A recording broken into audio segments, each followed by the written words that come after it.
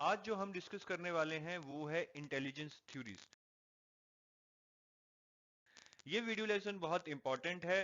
वैसे तो सारे ही वीडियो लेसन इंपॉर्टेंट है, लेकिन इंटेलिजेंस थ्योरीज इसलिए इंपॉर्टेंट है क्योंकि इसको समझना थोड़ा सा मुश्किल है। ये इतना आसान टॉपिक नहीं है, लेकिन फिर भी हम इसको आसान बनाने की कोशिश करेंगे ताकि हम आपको किसी भी थ्योरी को अच्छे से समझा पाए, ज्यादा से ज्यादा एग्जांपल्स देकर।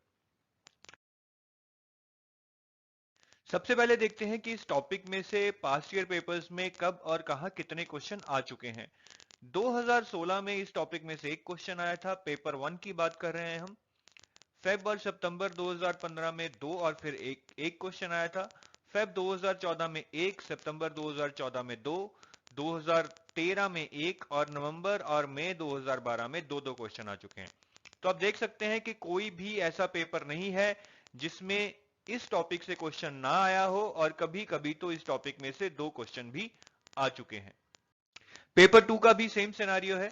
2016, 15, 14 में एक एक क्वेश्चन इस टॉपिक से आया ही आया है। फिर 2013 और नवंबर 2012 में दो दो क्वेश्चन भी इस टॉपिक से आ चुके हैं। मई 2012 में इस टॉपिक से एक क्वेश्चन आया था। तो यहां भी सेम ही एनालिसिस है कि ये टॉपिक इंपॉर्टेंट है क्योंकि एक क्वेश्चन तो आना ही आना है, और अगर किस्मत अच्छी हुई और आपकी टॉपिक की तैयारी भी अच्छी हुई तो दो क्वेश्चन भी आ सकते हैं। सबसे पहले जानते हैं कि इंटेलिजेंस है क्या। The ability to acquire and apply knowledge and skills is called intelligence. मतलब वो एबिलिटी जिसके साथ हम किसी भी चीज के बारे में अपनी नॉलेज को बढ़ा सकते हैं और आगे जाके उसको अप्लाई भी कर सकते हैं, उस चीज को हम इंटेलिजेंस कहते हैं। ये इंटेलिजेंस की एक बहुत ही बेसिक डेफिनेशन है, लेकिन ये आप भी जानते हैं कि इंटेलिजेंस को डिफाइन करना बहुत मुश्किल है। सिर्फ एग्जाम में मार्क्स ले लेने से इंटेलिजेंस नहीं डिफाइन हो सकती है। तो ओवरऑल इंटेलिजेंस एक कॉम्प्लेक्स चीज है जिसको समझाना बहुत ही मुश्किल है, लेकिन हम इस वीडियो में यही डिस्कस करेंगे कि कैसे डिफरेंट थ्योरिस्ट ने, मतलब डिफरेंट लोगों ने इंटेलिजेंस को डिफरेंट डिफरेंट तरीके से समझाया है या उसकी एक्सप्लेनेशन दी है, और कैसे उन्होंने बताया है कि इंटेलिजेंस कोई सिंपल चीज नहीं है बल्कि एक कॉम्प्लेक्स चीज है। तो हम इंटेलिजेंस की इन 7 थ्योरीज के बारे में पढ़ेंगे। हम एक एक करके इन थ्योरीज के बारे में पढ़ेंगे। पहली थ्योरी है one factor theory by Alfred Binet. दूसरी है two factor theory by Charles Spearman. उसके बाद हम पढ़ेंगे multi factor theory of intelligence by E L Thorndike. फिर group factor theory of intelligence by L L Thurstone. फिर हम पढ़ेंगे structure of intelligence by J P Guilford. फिर हम पढ़ेंगे रॉबर्ट स्टर्नबर्ग की ट्राइआर्किक थ्योरी ऑफ इंटेलिजेंस, और लास्ट में हार्वर्ड गार्डनर की मल्टीपल इंटेलिजेंस थ्योरी। अगर मैं इन सातों थ्योरीज को देखूं और पास्ट ईयर पेपर्स को एनालाइज करूं, तो वो दो थ्योरीज जो सबसे इंपॉर्टेंट है वो है number two factor theory by Charles Spearman, और नंबर 7 यानी कि हॉवर्ड गार्डनर की मल्टीपल इंटेलिजेंस थ्योरी। तो अगर आपके पास टाइम कम है या आप पेपर से पहले रिवाइज कर रहे हैं तो इन दो थ्योरीज को इंपॉर्टेंट दीजिएगा, नंबर 2 और नंबर 7। सबसे पहले हम डिस्कस करते हैं वन फैक्टर थ्योरी और single factor theory by Alfred beneath. Alfred beneath ने कहा है कि हमारी इंटेलिजेंस सिर्फ एक फैक्टर पे डिपेंड करती है, और वो फैक्टर है जनरल इंटेलेक्चुअल एबिलिटी। अब एल्फ्रेड बिनेट का कहना है कि अगर हम किसी की जनरल इंटेलेक्चुअल एबिलिटी को मेजर कर लें तो हम उसकी जनरल इंटेलिजेंस को भी मेजर कर लेंगे, क्योंकि उनके मुताबिक जनरल इंटेलिजेंस सिर्फ एक फैक्टर पे डिपेंड करती है, और वो एक फैक्टर है जनरल इंटेलेक्चुअल एबिलिटी। लेकिन साथ ही साथ उन्होंने ये भी कहा है कि हमारी जनरल इंटेलेक्चुअल एबिलिटी बहुत सारी अलग अलग एबिलिटीज पे डिपेंड करती है। जैसे कि अगर हम किसी चीज को अच्छे से रीजन कर सकें, एक्सप्लेन कर सकें, अगर हम किसी चीज को अच्छे से समझ पाए, जैसे कि हम बहुत सारी चीजें पढ़ते हैं, हम उनको समझते हैं, तो अगर हम किसी चीज को अच्छे से समझ पाते हैं तो वो दर्शाती है कि हमारी इंटेलेक्चुअल एबिलिटी अच्छी है। हमारे दिमाग में अच्छे और क्लियर थॉट्स आना, मतलब किसी भी चीज को समझकर हमारे दिमाग में उस चीज के बारे में अच्छे से एक मैप बन जाना, एक क्लियर थॉट बन जाना कि ये चीज है क्या। लास्ट है टू बी सेल्फ क्रिटिकल, कि हम अपनी जो थॉट्स हैं, अपनी नॉलेज है, उसको हम क्रिटिसाइज करें कि नहीं, जो हम सोच रहे हैं वो गलत है। तो हम जब सेल्फ क्रिटिकल होंगे तभी हम अपने इंटेलिजेंस को भी इंक्रीज कर पाएंगे, हम अपनी सोचने की क्षमता को भी बढ़ पाएंगे। तो उनके मुताबिक इंटेलिजेंस एक फैक्टर पे डिपेंड करती है जो कि जनरल इंटेलेक्चुअल एबिलिटी है, लेकिन ये जनरल इंटेलेक्चुअल एबिलिटी आगे बहुत सारी एबिलिटीज का मिश्रण है। तो वो एबिलिटीज ये हैं। तो अगर मैं समराइज करना चाहूं तो अल्फ्रेड बिनेट ने यह कहा है कि हमारी इंटेलिजेंस एक फैक्टर पे डिपेंड करती है जो कि जनरल इंटेलेक्चुअल एबिलिटी है, लेकिन इंटेलिजेंस एक कॉम्प्लेक्स मेंटल प्रोसेस भी है क्योंकि जनरल इंटेलेक्चुअल एबिलिटी इन सारी एबिलिटीज से बनती है। अब हम डिस्कस करेंगे to factor theory by Charles Spearman. जैसे कि अल्फ्रेड बिनेट ने कहा था कि हमारी इंटेलिजेंस सिर्फ एक फैक्टर पे डिपेंड करती है, स्पीयरमैन ने कहा कि हमारी जो इंटेलिजेंस है वो एक फैक्टर पे नहीं बल्कि दो फैक्टर्स पे डिपेंड करती है। और उन दो फैक्टर्स को उन्होंने जी और एस फैक्टर का नाम दिया है। जी का मतलब है जनरल फैक्टर और एस का मतलब है स्पेसिफिक फैक्टर। चार्ल्स स्पीयरमैन के मुताबिक जो जी फैक्टर है वो हमारी जनरल मेंटल एबिलिटी है, मतलब जनरल इंटेलिजेंस है, वो किसी टास्क पे डिपेंड नहीं करती है। लेकिन जो एस फैक्टर है वो एक स्पेसिफिक फैक्टर है जो कि टास्क पे डिपेंड करता है। जैसे कि आपको अगर दो टास्क दिए जाएं, एक टास्क में आपको अपनी कार का इंजन ठीक करना है और दूसरे टास्क में आपको अपने अकाउंट्स को वैलिडेट करना है, तो दोनों टास्क डिफरेंट डिफरेंट हैं, लेकिन दोनों टास्क को एग्जीक्यूट करने के लिए आप में जो जी फैक्टर होगा वो सेम रहेगा, लेकिन एस फैक्टर चेंज हो सकता है क्योंकि S factor specific to the task है। तो शायद कार के इंजन को ठीक करने के लिए आप में एस फैक्टर अच्छा हो क्योंकि आपकी मैकेनिकल एबिलिटी है, लेकिन अकाउंट्स को वैलिडेट करने के लिए आप में एस फैक्टर अच्छा ना हो क्योंकि आप में वो एप्टीट्यूड नहीं है। इससे उल्टा भी हो सकता है कि आपको अकाउंट्स को वैलिडेट करने के लिए एस फैक्टर ज्यादा है लेकिन कार के इंजन को ठीक करने के लिए एस फैक्टर कम है। तो आपको ये याद पक्का रखना है कि किसी भी टास्क को कंप्लीट करने के लिए जी फैक्टर हमेशा सेम रहता है, लेकिन एस फैक्टर चेंज होता रहता है क्योंकि एस फैक्टर आप जो टास्क कर रहे हैं उस पर डिपेंड करता है। चलिए थोड़ा और जानते हैं इस जी और एस फैक्टर के बारे में। जैसा कि मैंने आपको बताया कि जो जी फैक्टर है वो कांस्टेंट रहता है चाहे आप कितने भी अलग अलग टास्क कर लें, लेकिन जो एस फैक्टर है वो टास्क के अकॉर्डिंग चेंज होता रहता है। जैसे कि अगर आप फिजिक्स की कोई प्रॉब्लम सॉल्व कर रहे हैं तो जो आपकी इंटेलिजेंस होगी वो जी प्लस एस वन होगी। एस वन यहाँ पे एस फैक्टर है जो कि आपका फिजिक्स से रिलेटेड है कि फिजिक्स में आपकी कितनी स्पेसिफिक इंटेलिजेंस है वो एस वन है। अगर आप मैथ्स को सॉल्व कर रहे हैं तो आप में जो जी फैक्टर है वो अगेन कॉमन ही रहेगा, लेकिन जो एस फैक्टर है वो चेंज हो जाएगा, वो यहाँ पे S2 हो गया है क्योंकि मैथ्स में आपकी जो स्पेसिफिक फैक्टर होगी वो अलग होगी, राइट। ऐसे ही इंग्लिश में G प्लस S3 हो जाएगी।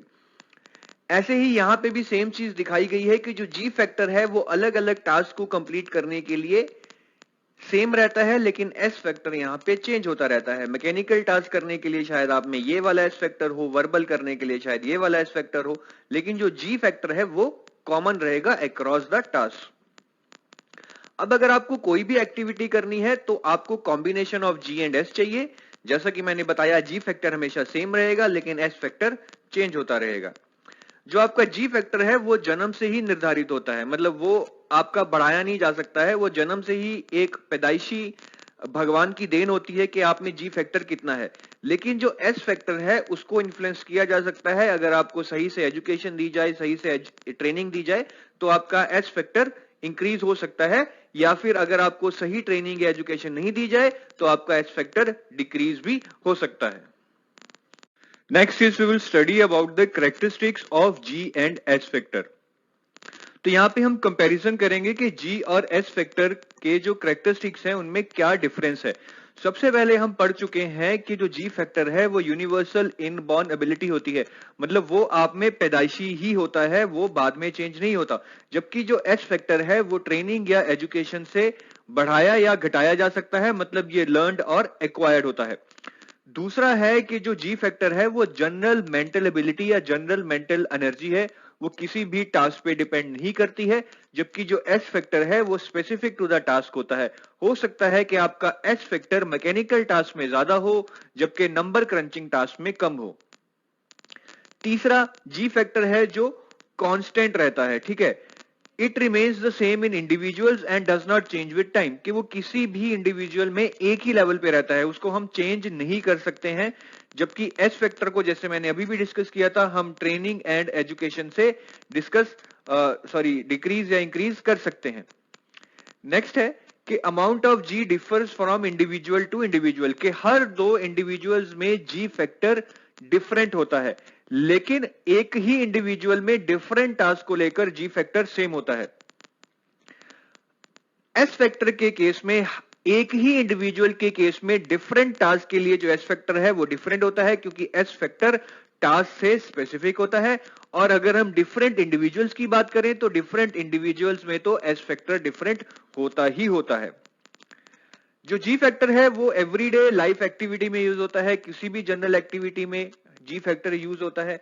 एस फैक्टर्स जो होते हैं वो स्पेसिफिक एक्टिविटी में यूज होते हैं, कि अगर आपके अंदर मैकेनिकल एप्टीट्यूड है तो आपका एस फैक्टर किसी मैकेनिकल एक्टिविटी करने में यूज होगा, और अगर आपके अंदर एस फैक्टर नंबर क्रंचिंग से रिलेटेड है तो जब भी आप कुछ नंबर क्रंचिंग एक्टिविटी करेंगे तो आपका एस फैक्टर यूज होगा।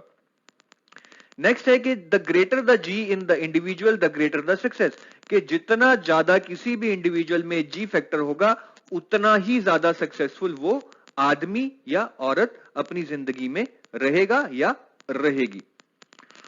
एस फैक्टर के केस में यह है कि एस फैक्टर किसी टास्क के लिए ज्यादा हो सकता है, तो आप शायद उस टास्क अपनी जिंदगी में उस टास्क को अच्छे से करें, लेकिन दूसरे टास्क जिनसे रिलेटेड एस फैक्टर आप में नहीं है शायद आप जिंदगी भर उन टास्क को अच्छे से ना कर पाए। तो बेसिकली ये कुछ डिफरेंसेस थे जी फैक्टर और एस फैक्टर में। बहुत ही कॉमन डिफरेंसेस हैं, रटने की जरूरत नहीं है, समझने की कोशिश कीजिए, क्योंकि एग्जाम में बहुत जनरल या फिर बहुत ही स्पेसिफिक सा क्वेश्चन पूछा जाएगा, लेकिन वो बेस्ड ऑन अंडरस्टैंडिंग ही होगा। चलिए क्वेश्चन करते हैं, देखिए कितना आसान क्वेश्चन आया है पास्ट ईयर सीटीटी एग्जाम में इस थ्योरी में से। The factor G in the Spearman definition of intelligence stands for, कि जो जी फैक्टर है चार्ल्स स्पीयरमैन की इंटेलिजेंस की डेफिनेशन में वो क्या डिनोट करता है, क्या दर्शाता है? Genetic intelligence, generative intelligence, general intelligence, global intelligence. इसका आंसर है ऑप्शन नंबर 3, क्योंकि मैंने आपको बताया था कि जी का मतलब है जनरल एबिलिटी, जनरल एनर्जी या फिर जनरल इंटेलिजेंस। नेक्स्ट डिस्कस करते हैं हम multi factor theory of intelligence by E.L. Thorndike. अब हमने पढ़ा था कि एल्फ्रेड बिनेट ने कहा है कि हमारी इंटेलिजेंस सिंगल फैक्टर पे डिपेंड करती है। चार्ल्स स्पीयरमैन ने कहा कि हमारी जो इंटेलिजेंस है वो 2 फैक्टर्स पे डिपेंड करती है। लेकिन E.L. थॉर्नडिके ने कहा कि हमारी इंटेलिजेंस ना तो 1 फैक्टर ना तो 2 फैक्टर पे डिपेंड करती है, बल्कि मल्टीपल फैक्टर्स पे डिपेंड करती है। E.L. थॉर्नडिके की इस थ्योरी को, जो कि multi factor theory of intelligence है, इसको एनार्किक थ्योरी ऑफ इंटेलिजेंस या फिर एटॉमिस्टिक थ्योरी ऑफ इंटेलिजेंस भी कहा जाता है। चलिए देखते हैं इस थ्योरी में आखिर E.L. थॉर्नडिके ने कहा क्या है। E.L. थॉर्नडिके ने कहा है कि इंटेलिजेंस 3 टाइप्स की होती है, सोशल इंटेलिजेंस, कंक्रीट इंटेलिजेंस और अब्स्ट्रैक्ट इंटेलिजेंस। और इस किसी भी टाइप ऑफ इंटेलिजेंस को मेजर करने के लिए 4 एट्रीब्यूट्स होते हैं, लेवल, रेंज, एरिया और स्पीड। चलिए अब हम टाइप्स ऑफ इंटेलिजेंस के बारे में एक एक करके पढ़ेंगे, फिर हम एट्रीब्यूट्स ऑफ इंटेलिजेंस को भी एक एक करके पढ़ेंगे। सबसे पहले देखते हैं सोशल इंटेलिजेंस क्या होती है। सोशल इंटेलिजेंस बेसिकली वो इंटेलिजेंस होती है जो डिसाइड करती है कि आप दूसरे लोगों के साथ कैसे स्मार्टली बातचीत करते हैं, कैसे एडजस्ट करते हैं, आप बेसिकली कितने एक्सट्रोवर्ट हैं। ठीक है, हम कहते हैं ना कि कुछ लोग बहुत ज्यादा दूसरे लोगों से रिलेशन बना के रखते हैं, उनसे मिलजुल कर रहते हैं, उनके बहुत जान पहचान होती है, वो बेसिकली सोशल इंटेलिजेंस के कारण ही होती है, क्योंकि उनकी सोशल इंटेलिजेंस हाई होती है। नेक्स्ट है कंक्रीट इंटेलिजेंस। कंक्रीट इंटेलिजेंस का मतलब है वो इंटेलिजेंस जो हमें किसी भी स्किल्ड काम को करने में हेल्प करे, किसी भी मैकेनिकल काम को करने में हेल्प करे, या फिर हमें किसी भी साइंटिफिक अप्लायंसेस के ऊपर काम करने में हेल्प करे। जैसे कि अगर कोई बच्चा किसी ब्लॉक्स को जोड़ने की कोशिश कर रहा है तो एक तरह से ये मैकेनिकल टास्क है, इसमें उस बच्चे की कंक्रीट इंटेलिजेंस यूज होगी। ऐसे ही अगर बच्चा कोई साइंटिफिक मॉडल बना रहा है या फिर कोई साइंटिफिक डिवाइस बना रहा है, उस केस में भी बेसिकली हम कहेंगे कि बच्चे की कंक्रीट इंटेलिजेंस ही यूज हो रही है। तो कोई भी ऐसा टास्क जो कि स्किल टास्क हो, जिसमें साइंस की एप्लीकेशन हो या फिर मैकेनिकल एप्टीट्यूड यूज हो, वो कंक्रीट इंटेलिजेंस के अंडर आता है। तीसरा है अब्स्ट्रैक्ट इंटेलिजेंस। अब्स्ट्रैक्ट इंटेलिजेंस वो होती है जो हमें वर्बल या मैथमेटिकल सिंबल्स को डील करने में हेल्प करती है। जैसे कि हम बड़ी क्लासों में बहुत सारे सिंबल्स को पहचानने लगते हैं, बहुत सारी वर्बल कम्युनिकेशन को अच्छे से समझने लगते हैं, तो ये बेसिकली हमारी अब्स्ट्रैक्ट इंटेलिजेंस पे डिपेंड करता है। अगर हमारी अब्स्ट्रैक्ट इंटेलिजेंस अच्छी है तो हम वर्बल सिंबल्स और मैथमेटिकल सिंबल्स को अच्छे से समझ पाएंगे, नहीं तो शायद हम नहीं समझ पाएंगे। तो याद रखिएगा कि हमारे अंदर 3 टाइप्स ऑफ इंटेलिजेंस होती है एज पर दिस थ्योरी। पहली सोशल, दूसरी कंक्रीट और तीसरी अब्स्ट्रैक्ट। अब हम बात करेंगे 4 एट्रीब्यूट्स ऑफ इंटेलिजेंस की। जैसे कि मैंने आपको शुरू में बताया था कि इस किसी भी टाइप की इंटेलिजेंस को मेजर करने के लिए 4 एट्रीब्यूट्स का यूज होता है। पहला है लेवल, दूसरा रेंज, तीसरा एरिया, चौथा स्पीड। लेवल क्या होता है? लेवल बेसिकली ये डिसाइड करता है कि आप किसी भी टास्क को किस लेवल तक कर सकते हैं, बिगिनर, इजी, मीडियम या डिफिकल्ट। ठीक है ना, हम कहते हैं ना कि यार ये बंदा तो सिर्फ इस टास्क का बिगिनर लेवल ही कर सकता है, जबकि कोई दूसरा बंदा उस टास्क का डिफिकल्ट लेवल भी कर सकता है। जैसे कि आप वीडियो गेम खेल रहे हैं, उसमें भी लेवल्स आते हैं कि आप बिगिनर लेवल खेलना चाहेंगे या एडवांस लेवल। तो बेसिकली लेवल ये डिसाइड करता है कि आप किसी भी टास्क को किस लेवल पे पूरा कर सकते हैं। दूसरा है रेंज। रेंज ये डिसाइड करता है कि एक पर्टिकुलर लेवल के कितने टास्क को आप पर्टिकुलर टाइम पीरियड में कर सकते हैं। जैसे कि सपोज कीजिए यहां पे हम बच्चे को एक बिगिनर लेवल का टेस्ट दे रहे हैं, तो रेंज में हम क्या टेस्ट करेंगे कि इस बिगिनर लेवल के क्वेश्चंस, कितने क्वेश्चंस बच्चा 1 मिनट में कर पाएगा, वो बच्चे की रेंज होगी। ठीक है, तो रेंज हमें बताती है कि किसी पर्टिकुलर लेवल के कितने टास्क हम पर्टिकुलर टाइम पीरियड में कर पाएंगे। तीसरा है एरिया। एरिया बेसिकली कॉम्बिनेशन है लेवल और रेंज का। जैसे कि अगर हम बिगिनर लेवल टास्क के 10 क्वेश्चन 1 मिनट में कर पाते हैं, लेकिन इजी लेवल टास्क के हम 5 क्वेश्चन 1 मिनट में कर पाते हैं, मीडियम लेवल के हम 2 क्वेश्चन 1 मिनट में कर पाते हैं, डिफिकल्ट लेवल के हम 1 क्वेश्चन 1 मिनट में कर पाते हैं, तो इन सबको मिलजुल के जो हमारी इंटेलिजेंस बनेगी वो एरिया डिफाइन करेगी। तो एरिया क्या बताता है कि हम डिफरेंट लेवल के टास्क जब करते हैं तो हमारी रेंज कितनी रहती है। ठीक है, कि बिगिनर लेवल के टास्क करते हुए हमारी रेंज है 10 क्वेश्चंस की पर मिनट, इजी लेवल के टास्क करते हुए हमारी रेंज है 6 क्वेश्चन पर मिनट, मीडियम लेवल के टास्क करते हुए हमारी रेंज है 4 क्वेश्चन पर मिनट, डिफिकल्ट लेवल के टास्क करते हुए हमारी रेंज है 1 क्वेश्चन पर मिनट। तो यहाँ पे लेवल, डिफरेंट लेवल्स पे जो हमारी डिफरेंट रेंजेस हैं, जब हम उनको कंबाइन करके उनकी समेशन निकालते हैं तो उसको हम एरिया कहते हैं। नेक्स्ट है स्पीड। स्पीड बहुत इजी है। स्पीड बेसिकली डिसाइड करती है कि बंदा कितनी स्पीड से किसी टास्क को कर सकता है। स्पीड एक नॉर्मल सी डेफिनेशन है, हम डेली भी यूज करते हैं। हम बोलते हैं कि यार ये बंदे की बहुत स्पीड है, ये तो ये क्वेश्चन बहुत जल्दी सॉल्व कर देगा। तो स्पीड बेसिकली ये डिसाइड करती है कि हम किसी भी टास्क को कितनी देर में करते हैं। नेक्स्ट हम डिस्कस करेंगे group factor theory of intelligence by L Thurston.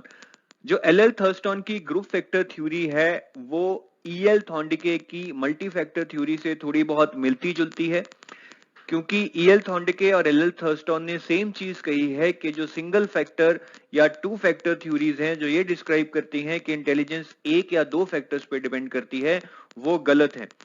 L Thurston के मुताबिक इंटेलिजेंस मल्टीपल फैक्टर्स पे डिपेंड करती है, जैसा कि ईएल थॉर्नडिके ने अपनी multi factor theory of intelligence में कहा है। थर्स्टन के मुताबिक हमारी इंटेलिजेंस 7 प्राइमरी मेंटल एबिलिटीज से कंसिस्ट करती है। मतलब हमारी इंटेलिजेंस में 7 प्राइमरी फैक्टर्स होते हैं।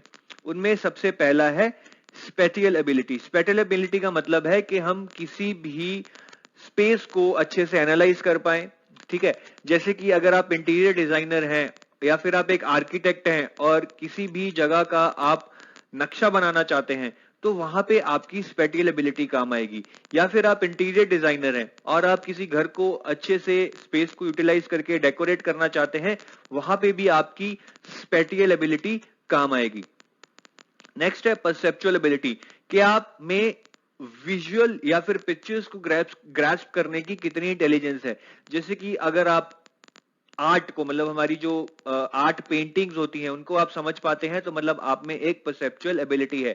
अगर आप नेचर को अप्रिशिएट कर पाते हैं तो आप में परसेप्चुअल एबिलिटी है। नेचर मतलब पहाड़ों को, नदियों को। ठीक है, न्यूमेरिकल एबिलिटी का मतलब क्या है? न्यूमेरिकल एबिलिटी का मतलब है कि आप नंबर्स के साथ कितने ज्यादा कंफर्टेबल हैं। अगर आप नंबर्स के साथ बहुत ज्यादा कंफर्टेबल हैं तो आप में अच्छी न्यूमेरिकल एबिलिटी है। वर्बल कॉम्प्रिहेंशन मींस कि आप वर्ड्स के मीनिंग को समझ भी पा रहे हैं या नहीं। अगर आप वर्ड्स की मीनिंग को समझ पा रहे हैं तो आप में अच्छी वर्बल कॉम्प्रिहेंशन है, नहीं तो नहीं है।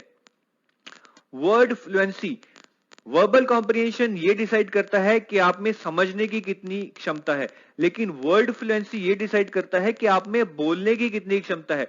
क्या आप वर्ड्स को जल्दी जल्दी यूज करके एक अच्छी स्पीड से बोल सकते हैं? ठीक है, तो वर्ड फ्लुएंसी आपकी बोलने की क्षमता के बारे में बताता है। मेमोरी, मेमोरी क्या बताती है? मेमोरी इंटेलिजेंस का वो पार्ट है जो डिसाइड करती है कि आप में चीजों को याद रखने की कितनी शक्ति है। नेक्स्ट है रीजनिंग। रीजनिंग का क्या मतलब है? रीजनिंग का मतलब है एबिलिटी टू थिंक लॉजिकली, कि आप कितना लॉजिकली चीजों के बारे में सोच सकते हैं या रीजन कर सकते हैं। बेसिकली जैसे कि हमारे साइंटिस्ट होते हैं, मैथमेटिशियन होते हैं, उन सब में रीजनिंग की बहुत ज्यादा एबिलिटी होती है। तो हमें जो ये 7 फैक्टर्स हैं जो थर्स्टन ने group factor theory of intelligence में दिए हैं, इनको अच्छे से याद रखना है और इनका मीनिंग भी समझना है, क्योंकि एग्जाम में इन्हीं में से किसी फैक्टर पे क्वेश्चन पूछा जाएगा। चलिए नेक्स्ट थ्योरी डिस्कस करते हैं।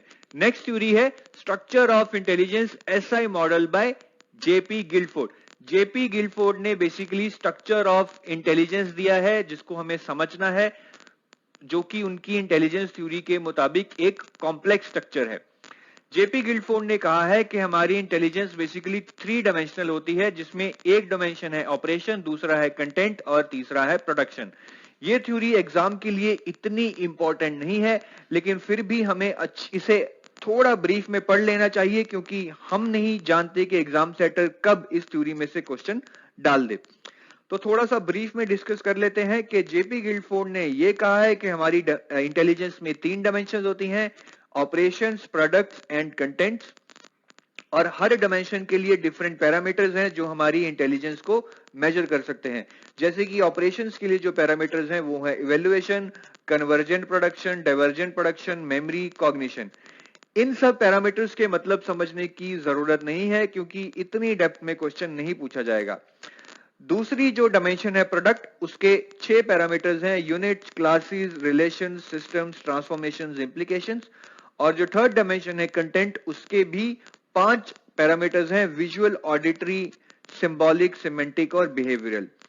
तो आप जरा इसको अच्छे से देख लें, थोड़ा याद रखने की कोशिश करें, हो सके तो रट्टा भी लगा लें।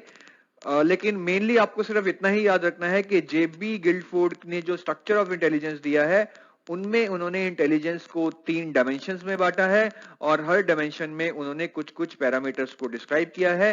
तो बेसिकली उनके मुताबिक इंटेलिजेंस के अगर हम पैरामीटर्स या कॉम्बिनेशंस देखें, वो बेसिकली 150 बन जाते हैं। 150 कैसे बनते हैं? 5 पैरामीटर्स ऑपरेशन के, तो ये 5 हो गए, फिर 6 पैरामीटर्स प्रोडक्ट के इंटू 6 हो गया, और फिर 5 पैरामीटर्स कंटेंट के इंटू 5 हो गया। तो बेसिकली इन डिफरेंट पैरामीटर्स के अगर हम डिफरेंट डिफरेंट कॉम्बिनेशंस बनाएंगे तो वो बेसिकली हमारे 5 इंटू 6 इंटू 5 150 कॉम्बिनेशंस बन जाएंगे। तो जेपी गिल्डफोर्ड के मुताबिक हमारी इंटेलिजेंस में 3 डायमेंशंस हैं, हर डायमेंशंस में कुछ पैरामीटर्स हैं, और उन सब पैरामीटर्स के अगर कॉम्बिनेशंस बना दिए जाएं तो हमारी इंटेलिजेंस 150 कॉम्बिनेशंस में डिफाइन की जा सकती है। आपको ये अच्छे से याद रखना है, कभी भी भूलना नहीं है। नेक्स्ट हम डिस्कस करेंगे थ्योरी रॉबर्ट स्टर्नबर्ग की। ये भी बहुत इंपॉर्टेंट थ्योरी है, triarchic theory of intelligence. Robert Sternberg ने बेसिकली इंटेलिजेंस को 3 टाइप्स में बांटा है। पहली है एनालिटिक इंटेलिजेंस, दूसरी है क्रिएटिव इंटेलिजेंस और तीसरी है प्रैक्टिकल इंटेलिजेंस। एनालिटिक इंटेलिजेंस को उन्होंने कॉम्पोनेंशियल इंटेलिजेंस भी कहा है, क्रिएटिव इंटेलिजेंस को उन्होंने एक्सपीरियंशियल इंटेलिजेंस भी कहा है, और प्रैक्टिकल इंटेलिजेंस को उन्होंने कॉन्टेक्सचुअल इंटेलिजेंस भी कहा है। ये बहुत जरूरी है कि आप इनके दूसरे नाम को भी याद रखें, क्योंकि एग्जाम में क्वेश्चन पूछे जा चुके हैं और पूछे भी जा सकते हैं।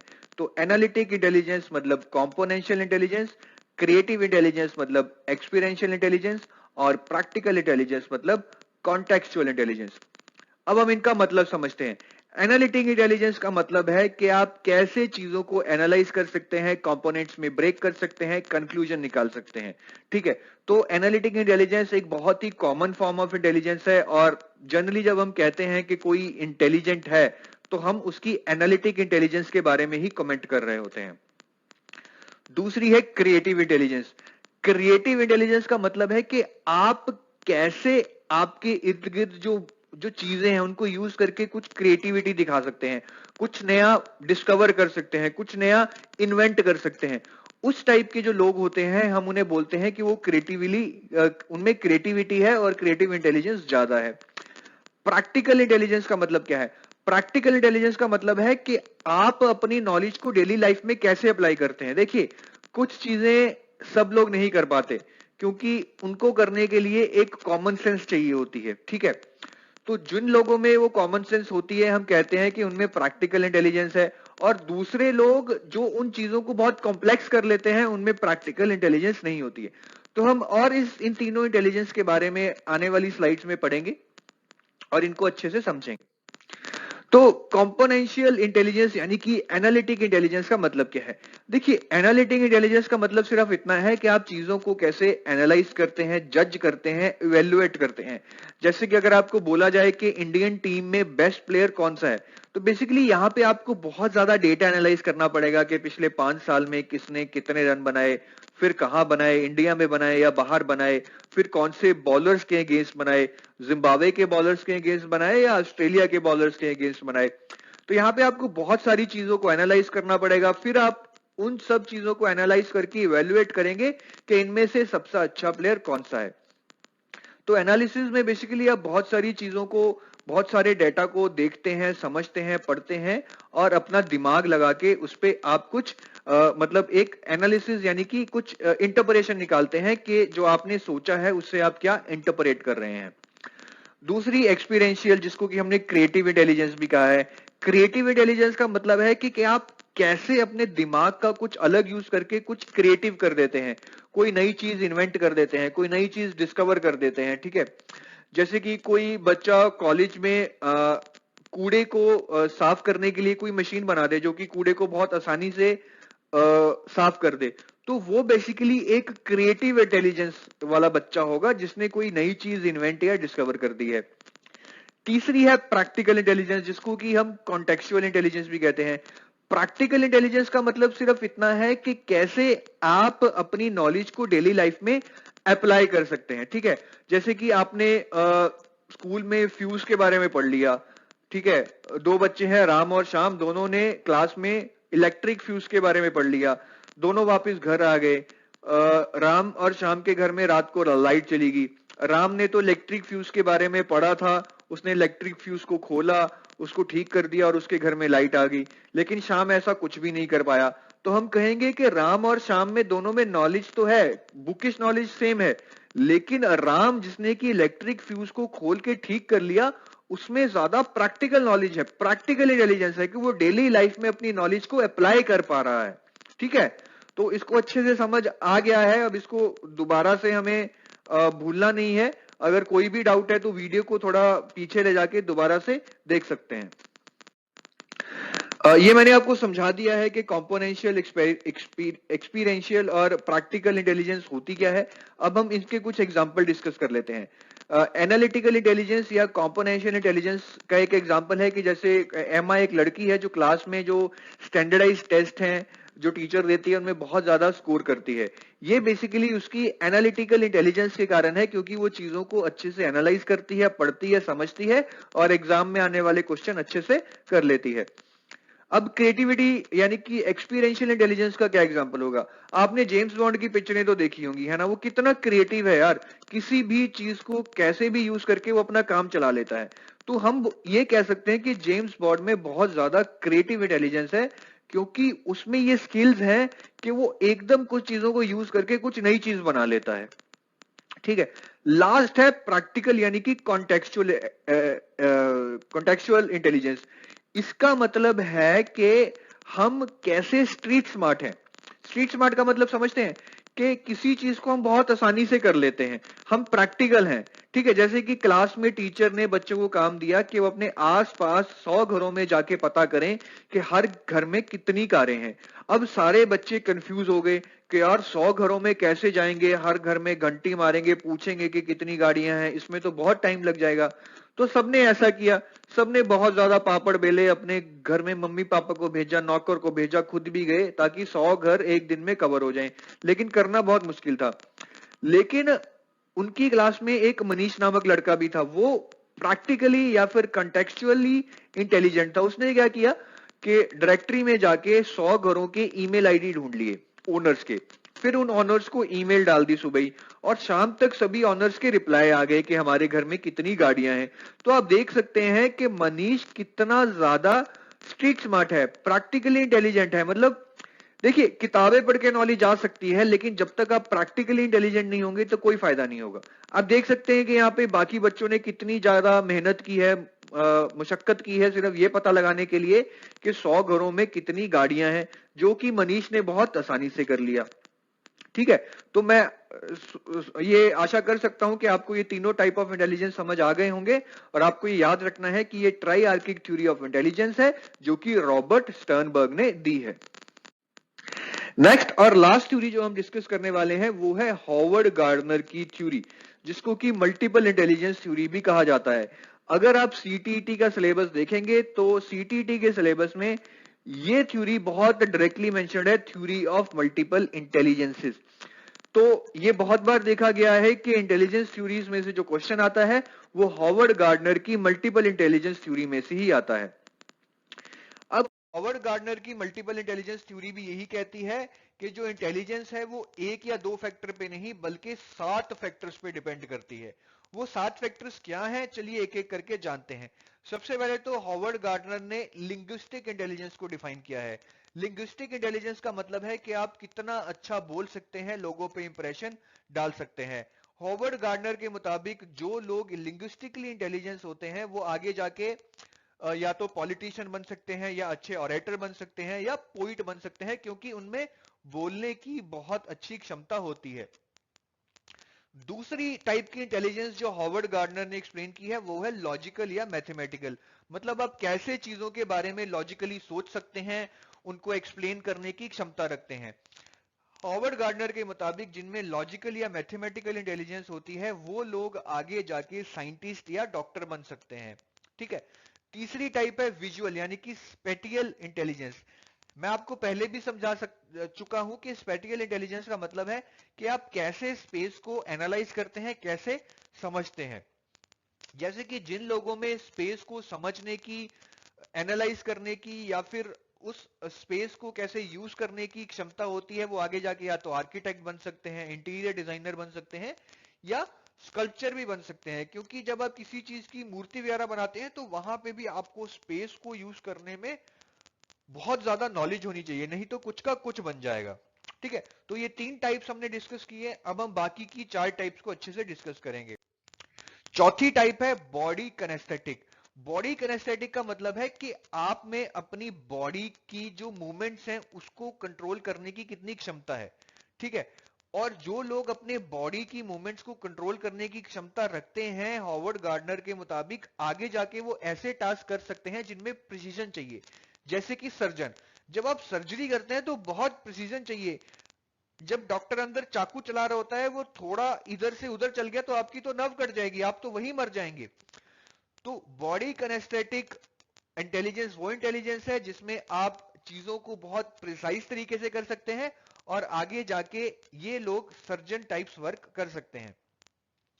नेक्स्ट है म्यूजिकल या रिथमिक इंटेलिजेंस। म्यूजिकल या रिथमिक इंटेलिजेंस बहुत आसान है समझना, मतलब जिनमें म्यूजिक को लेकर बहुत ज्यादा पैशन होता है, क्रिएटिविटी होती है, ये लोग आगे जाके म्यूजिशियन बनना पसंद करते हैं, या म्यूजिशियन बन के ज्यादा अपने टैलेंट को जस्टिफाई कर सकते हैं। दूसरा है इंटरपर्सनल। इंटरपर्सनल इंटेलिजेंस है कि आप कैसे दूसरे लोगों के साथ घुल मिल सकते हैं। ठीक है, कैसे उनको अपना दोस्त बना सकते हैं, कैसे आप उनको मोटिवेट कर सकते हैं, कैसे आप उनकी प्रॉब्लम्स को समझ सकते हैं। तो बेसिकली इंटरपर्सनल जो इंटेलिजेंस है वो सोशल इंटेलिजेंस से मिलती जुलती है, जो कि हम पहले पढ़ चुके हैं। तो इंटरपर्सनल इंटेलिजेंस वाले लोग दूसरे लोगों से बहुत अच्छी तरह मिलते जुलते हैं, उनकी प्रॉब्लम्स को समझते हैं, इसीलिए ऐसे लोग आगे जाके काउंसलर बन सकते हैं जो कि दूसरे लोगों की काउंसलिंग करते हैं। लास्ट जो टाइप है हॉवर्ड गार्डनर की इंटेलिजेंस की जो टाइप है वो है इंट्रापर्सनल, कि आप अपने बारे में कितना समझते हैं, आप ये समझ पाते हैं कि आपकी क्या स्ट्रेंथ्स हैं, क्या वीकनेसेस हैं, आप लाइफ में क्या गलतियां कर रहे हैं, आप लाइफ में क्या जाना चाहते हैं, उसके लिए आपको क्या चाहिए। तो इंट्रापर्सनल मींस कि आप में अपने आप को एनालाइज या समझने की कितनी क्षमता है। हॉवर्ड गार्डनर के मुताबिक ऐसे लोग आगे जाके कुछ स्पेसिफिक करियर या प्रोफेशन तो नहीं कर सकते हैं, लेकिन हाँ वो ये जरूर जान पाते हैं कि वो लाइफ में आखिर क्या है, who are they, what is the purpose of the life, वो क्या करना चाहते हैं। तो बेसिकली ऐसे लोग अपने आप को बहुत अच्छे से पहचान लेते हैं। अब हार्वर्ड गार्डनर की मल्टीपल इंटेलिजेंस थ्योरी के कुछ क्रिटिसिज्म्स के ऊपर भी क्वेश्चन आए हुए हैं। हॉवर्ड गार्डनर की मल्टीपल इंटेलिजेंस थ्योरी का जो सबसे बड़ा क्रिटिसिज्म है वो ये है कि इस थ्योरी का कोई भी एम्पेरिकल स्टडी नहीं हुआ है, मतलब कोई भी रिसर्च नहीं हुई है जो प्रूव कर सके कि इंटेलिजेंस इन 7 टाइप्स में बांटी जा सकती है। तो आपको ये पॉइंट याद रखना है कि हॉवर्ड गार्डनर की थ्योरी का क्रिटिसिज्म क्या है कि इस थ्योरी की एम्पेरिकल स्टडी या एम्पेरिकल रिसर्च नहीं हुई है। नेक्स्ट जो एक और इंपॉर्टेंट पॉइंट है जो हार्वर्ड गार्डनर ने कहा है कि ये जो डिफरेंट टाइप्स ऑफ इंटेलिजेंस हैं ये हमारे ब्रेन के डिफरेंट डिफरेंट पार्ट्स में होती हैं। जैसे कि फ्रंटल लोब में हमारी linguistic, body kinesthetic, logical, mathematical, interpersonal और म्यूजिकल इंटेलिजेंस होती है। ऐसे ही टेम्पोरल लोब में भी कुछ इंटेलिजेंस टाइप्स होती हैं। तो देखिए आपको ये रट्टा नहीं मारना है कि फ्रंटल लोब में कौन सी इंटेलिजेंस है, टेम्पोरल लोब में कौन सी इंटेलिजेंस है, ये आपको रट्टा नहीं मारना है। आपको सिर्फ इतना समझना है कि जो हमारी बॉडी के अंदर इंटेलिजेंस टाइप्स हैं different different according to Howard Gardner, वो हमारे ब्रेन के डिफरेंट डिफरेंट पार्ट्स में रिजाइड करती हैं। तो अगर हमारे ब्रेन का ये पार्ट स्ट्रांग है तो हमारी ये इंटेलिजेंस टाइप्स ज्यादा स्ट्रांग होंगी। ठीक है, चलिए अब कुछ क्वेश्चंस कर लेते हैं जो कि पास्ट ईयर्स में आ चुके हैं हॉवर्ड गार्डनर थ्योरी से। मैंने आपको शुरू में ही बताया था कि इंटेलिजेंस थ्योरी में से हॉवर्ड गार्डनर की थ्योरी ऑफ मल्टीपल इंटेलिजेंस सबसे ज्यादा इंपॉर्टेंट है और मैक्सिमम क्वेश्चन भी इसी थ्योरी में से आए हैं। तो पहला क्वेश्चन देखते हैं, ये मैच द कॉलम है कि टाइप्स ऑफ इंटेलिजेंस को उनकी एंड स्टेट से मैच कीजिए कि जिन लोगों में ये टाइप्स ऑफ इंटेलिजेंस है वो आगे जाके क्या बनेंगे। पहला है म्यूजिकल। अब मैंने आपको बताया था कि जिसमें म्यूजिकल इंटेलिजेंस है वो आगे जाके म्यूजिशियन बनेगा, और यहाँ पे फोर्थ ऑप्शन है वायलिनिस्ट जो कि म्यूजिशियन होता है। तो मतलब ए हमारा नंबर 4 से मैच करेगा।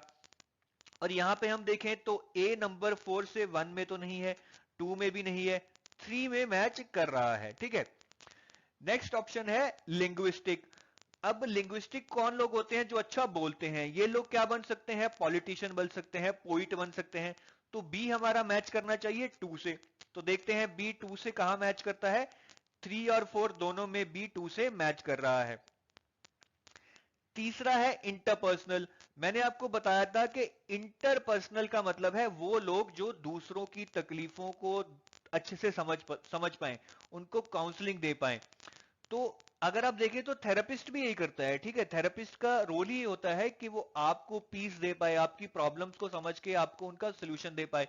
तो इंटरपर्सनल जिनकी इंटेलिजेंस स्ट्रांग है वो आगे जाके थेरेपिस्ट बन सकते हैं। तो सी का जो आंसर होगा वो होगा 1। तो सी 1, 3 और 4 में कहां है, यहां पे है, यहां पे नहीं है। तो यहीं पे हम डिसाइड कर सकते हैं कि इस क्वेश्चन का जो आंसर है वो होगा ऑप्शन नंबर 3। चलिए नेक्स्ट क्वेश्चन करते हैं। According to Gardner's theory of multiple intelligence the factor that would contribute most for being a self aware individual would be, के Gardner theory of multiple intelligence के मुताबिक वो कौन सा फैक्टर है जो इंडिविजुअल को सेल्फ अवेयर अपने बारे में जानने में हेल्प करेगा। हमने बहुत अच्छे से पढ़ा है कि जो इंट्रापर्सनल फैक्टर होता है वो ये डिसाइड करता है कि आप अपने बारे में कितना सोचते हैं, कितना जान पाते हैं, क्या आपको ये पता है आपकी क्या वीकनेसेस हैं, क्या स्ट्रेंथ्स हैं और आगे जाके आप क्या करना चाहते हैं। तो गार्डनर की थ्योरी ऑफ मल्टीपल इंटेलिजेंस के मुताबिक वो फैक्टर जो आपको सेल्फ अवेयर इंडिविजुअल बनाएगा वो है इंट्रापर्सनल। तो इसका आंसर होगा ऑप्शन नंबर 4। चलिए नेक्स्ट क्वेश्चन करते हैं। Which of the following observations supports Howard Gardner's theory of multiple intelligences? कि इनमें से कौन सी ऑब्जर्वेशन हॉवर्ड गार्डनर की थ्योरी ऑफ मल्टीपल इंटेलिजेंस को सपोर्ट करती है? पहली ऑप्शन है damage to one part of brain affects only a particular ability sparing others. ये बिल्कुल सही है, क्योंकि हमने पढ़ा था कि हॉवर्ड गार्डनर के मुताबिक हमारी बॉडी में, हमारे ब्रेन में जो हमारी इंटेलिजेंस टाइप्स हैं वो डिफरेंट डिफरेंट पार्ट्स में बटी हुई हैं। तो अगर हमारे ब्रेन का एक पार्ट खराब हो जाता है तो वो इंटेलिजेंस टाइप जो ब्रेन के दूसरे पार्ट में है उस पर कोई फर्क नहीं पड़ेगा। और यही ऑप्शन नंबर 1 भी कह रही है कि अगर ब्रेन का एक पार्ट डैमेज हो जाए तो वो दूसरी इंटेलिजेंस टाइप जो कि ब्रेन के दूसरे पार्ट में है उसको अफेक्ट नहीं करेगी। इसलिए ऑप्शन नंबर 1 इसका बिल्कुल सही आंसर है। तो आंसर है option number 1। Which one of the following could be an end stage of child possessing bodily kinesthetic intelligence? कि अगर किसी बच्चे में बॉडीली किनेस्थेटिक इंटेलिजेंस है तो वो आगे जाके क्या बन सकता है? हमने पढ़ा था कि बॉडीली किनेस्थेटिक इंटेलिजेंस वो इंटेलिजेंस होती है जिनमें हम अपनी बॉडी के मोशंस पे कंट्रोल पा सकते हैं, और इसी कारण हम जो प्रिसीजन वाले टास्क हैं जिनमें बहुत ज्यादा प्रिसीजन चाहिए वो टास्क हम अच्छे से कर सकते हैं, और वो टास्क होता है सर्जन का। तो इस क्वेश्चन का जो आंसर है वो होगा ऑप्शन नंबर 3। चलिए नेक्स्ट क्वेश्चन करते हैं। Which one of the following is a critique of theory of multiple intelligence? कि मल्टीपल इंटेलिजेंस की जो थ्योरी है, मतलब जो हॉवर्ड गार्डनर की थ्योरी ऑफ मल्टीपल इंटेलिजेंसेस है, उसका सबसे बड़ा या फिर उसका क्या क्रिटिसिज्म है? हमने पढ़ा था कि जो इस थ्योरी की सबसे बड़ी क्रिटिसिज्म की जाती है वो ये है कि ये किसी भी इंपेरिकल रिसर्च या इंपेरिकल एविडेंस पे बेस्ड नहीं है। तो इसका आंसर होगा ऑप्शन नंबर 4 कि it can not be supported by empirical evidence at all. चलिए नेक्स्ट हम देखते हैं कि हम इंटेलिजेंस को मेजर कैसे कर सकते हैं। हमने ये तो देख लिया है कि इंटेलिजेंस क्या होती है और डिफरेंट थ्योरीज ऑफ इंटेलिजेंस क्या है। अब थोड़ा ये भी देख लेते हैं कि इंटेलिजेंस को कैसे मेजर कर सकते हैं। देखिए इंटेलिजेंस को मेजर करने के बहुत सारे तरीके हैं, बहुत सारे लोगों ने बहुत सारे तरीके दिए हैं, लेकिन हम एग्जाम के पॉइंट ऑफ व्यू से सिर्फ इन 4 तरीकों के बारे में ही पढ़ेंगे। पहला है बिनेट सिमन स्केल, फिर है स्टैनफोर्ड बिनेट स्केल, फिर है कार्टल्स कल्चर फेयर टेस्ट, और चौथा है रैवन प्रोग्रेसिव मैट्रिसेस टेस्ट। सबसे पहले देखते हैं कि बिनेट सिमन स्केल में क्या होता है। यहां पे बेसिकली क्वेश्चंस दिए जाते हैं और क्वेश्चंस हर एज ग्रुप के लिए डिफरेंट होते हैं। जैसे कि 3 साल की बच्चे की इंटेलिजेंस को मेजर करने के लिए ये क्वेश्चन पूछा जाएगा या फिर उसको ये कहा जाएगा कि वो अपने नोज की तरफ पॉइंट करे, 3 और जो 5 नंबर है उसको बार बार रिपीट करे, अपनी फैमिली में जो नाम है उनके बारे में बताए, अपने पापा का, मम्मी का, दादा का, दादी का। तो 3 साल के बच्चे की इंटेलिजेंस को मेजर करने के लिए बेसिकली ये क्वेश्चन पूछे जाएंगे। और ऐसे ही अगर कोई बच्चा 8 साल का है तो उसकी इंटेलिजेंस को मेजर करने के लिए ये क्वेश्चन पूछे जाएंगे कि किसी 2 ऑब्जेक्ट्स में जैसे कि चेयर और टेबल के बीच में डिफरेंस बताए, 20 से लेके 0 तक रिवर्स काउंटिंग करे, डेट्स को करेक्टली बताए कि आज कौन सी डेट है, क्या दिन है, कितने महीने होते हैं, फरवरी में कितने महीने होते हैं, पापा का बर्थडे किस दिन है, मम्मी का बर्थडे किस दिन है। तो 8 साल के बच्चे को इस टाइप के क्वेश्चन पूछे जाएंगे। आपको यह रटने की जरूरत नहीं है कि 3 साल या 8 साल के बच्चे को क्या क्या क्वेश्चन पूछे जाते हैं। आपको सिर्फ इतना समझना है कि बिनेट सिमन स्केल में बच्चे की इंटेलिजेंस को मेजर करने के लिए कुछ क्वेश्चंस पूछे जाते हैं, और वो क्वेश्चंस क्या पूछे जाते हैं यह बच्चे की एज पे डिपेंड करता है। दूसरा है स्टैनफोर्ड बिनेट स्केल। देखिए जो बिनेट सिमन स्केल था वो बाद में चेंज किया गया।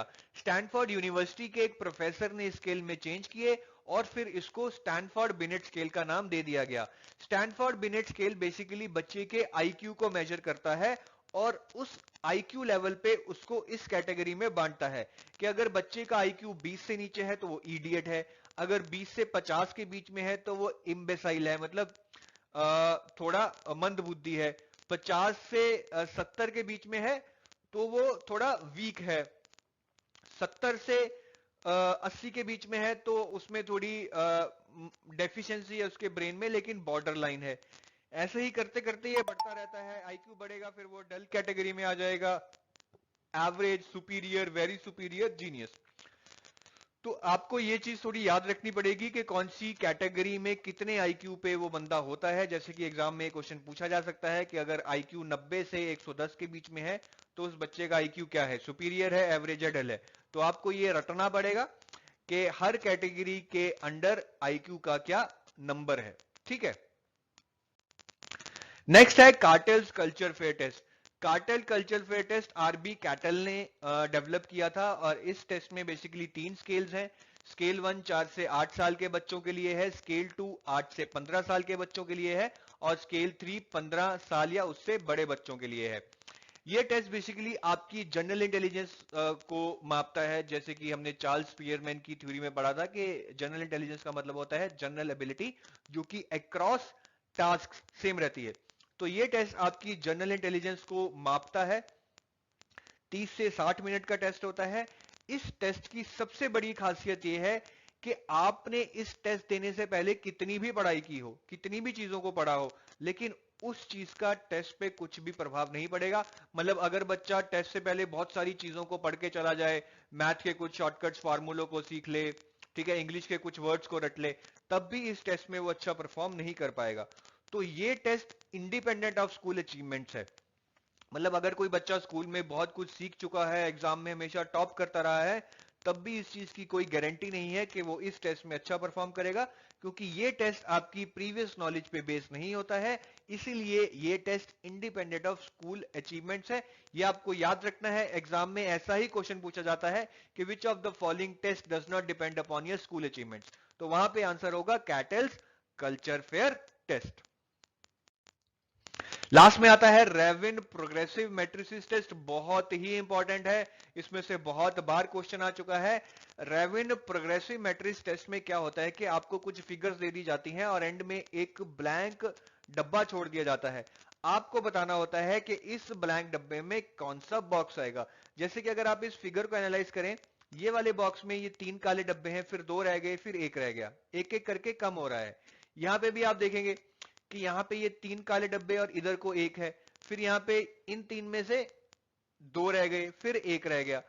और अगर आप इसमें देखेंगे, अब इस डब्बे में देखेंगे, तो यहां पे क्या डब्बा आएगा, यहां पे ये 3 है, ये 2 है, फिर ये 1 रह जाएगा, मतलब यही रह जाएगा, और ये लाइन तो पूरी आएगी आएगी।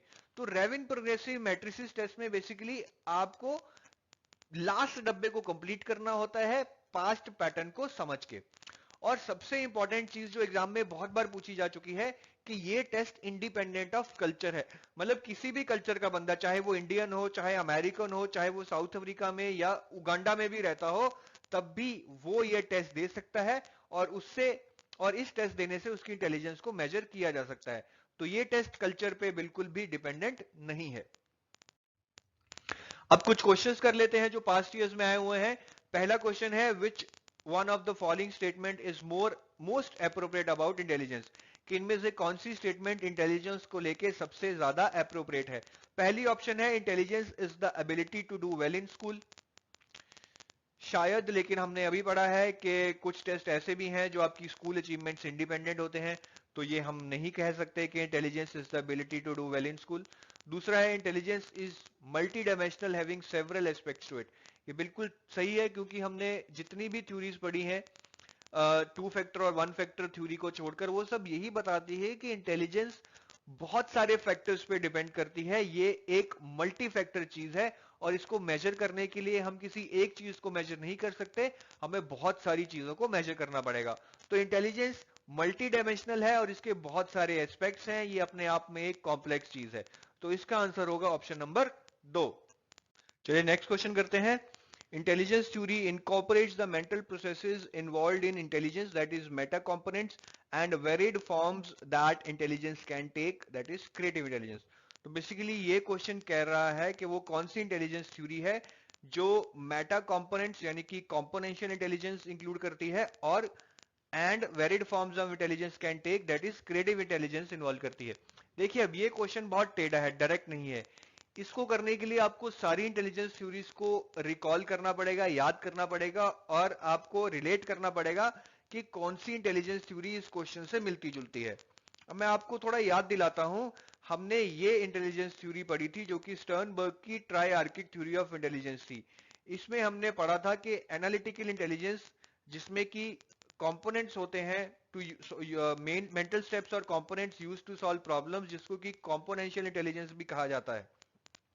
तो ये वर्ड कंपोनेंट यहाँ पे मेटा कंपोनेंट से मिलता जुलता है, और इसमें एक क्रिएटिव इंटेलिजेंस का भी कंपोनेंट होता है जो कि यहाँ मिलता जुलता है।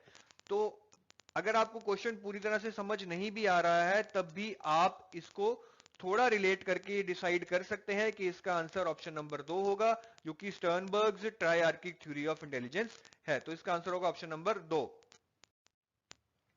नेक्स्ट और लास्ट क्वेश्चन करते हैं। Robin's progressive matrix test is an example of dash test. कि रॉबिन का जो प्रोग्रेसिव मैट्रिक्स टेस्ट है वो किस चीज का एग्जांपल है? मैंने आपको बताया था कि रॉबिन्स का प्रोग्रेसिव मैट्रिक्स जो टेस्ट है वो इंडिपेंडेंट ऑफ कल्चर है, मतलब कल्चर फ्री आईक्यू टेस्ट है।